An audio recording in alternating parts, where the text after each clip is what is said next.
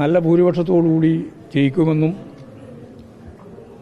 പാലക്കാട് അതിശക്തിയായ രീതിയിലുള്ള ഒരു മത്സരം തന്നെയാണ് കാഴ്ചവെച്ചിട്ടുള്ളത്.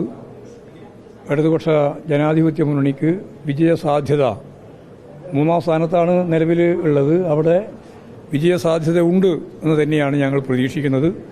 നല്ല പോരാട്ടം കാഴ്ചവെക്കാൻ 3-ാം സ്ഥാനത്ത് നിൽക്കുന്ന ഇടതുപക്ഷ ജനാധിപത്യ മുന്നണിയുടെ സ്ഥാനം മാറും എന്ന് എല്ലാ മാധ്യമങ്ങളും ഉറപ്പിച്ച് പറഞ്ഞിട്ടുണ്ട്.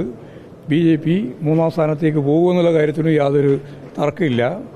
എല്ലാ കാലവും അവിടെ BJP പേടിയിൽ മതനിരപേക്ഷ ഉള്ളടക്കമുള്ള വോട്ടർമാരെ സ്വന്തം തട്ടകത്തിലേക്ക് കൊണ്ടുവരാൻ വേണ്ടിയിട്ടാണ് UDF, പ്രത്യേകിച്ച് അതിൻ്റെ സഖ്യകക്ഷികളായിട്ടുള്ള ഇപ്പോൾ പ്രവർത്തിച്ചുകൊണ്ടിരിക്കുന്ന ജമാഅത്തെ ഇസ്ലാമിയും SDPIയും എല്ലാം മുസ്ലിം ലീഗിൻ്റെ ഉൾപ്പെടെ ചേർന്നുകൊണ്ടുള്ള ശ്രമം നടത്തിയിട്ടുള്ളത്.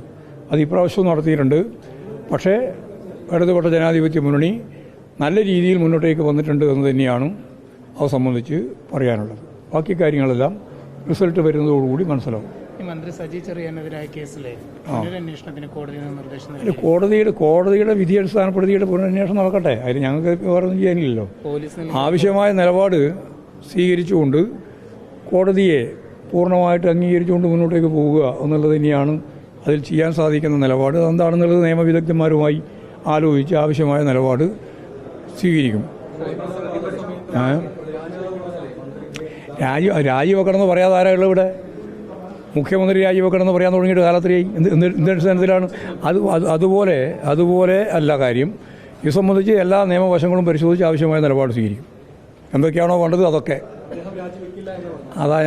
ഞാൻ പറഞ്ഞത് അതാണ്. ഇനിയിപ്പോൾ എന്താണ് ചെയ്യേണ്ടത് എന്നത് നിയമവിദഗ്ധരുമായിട്ട് ആലോചിച്ച് പാർട്ടിയും ഗവൺമെൻറ്റും ആവശ്യമായ നിലപാട് സ്വീകരിക്കും.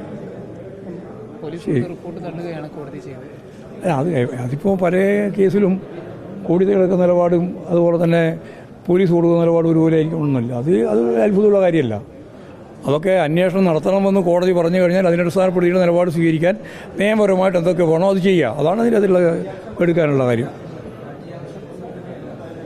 ഞാൻ പറഞ്ഞത് നിനക്ക് മനസ്സിലായില്ലേ? ഞാൻ പറഞ്ഞത് ആവശ്യമായ നിലപാട് സ്വീകരിക്കുമെന്നാണ്.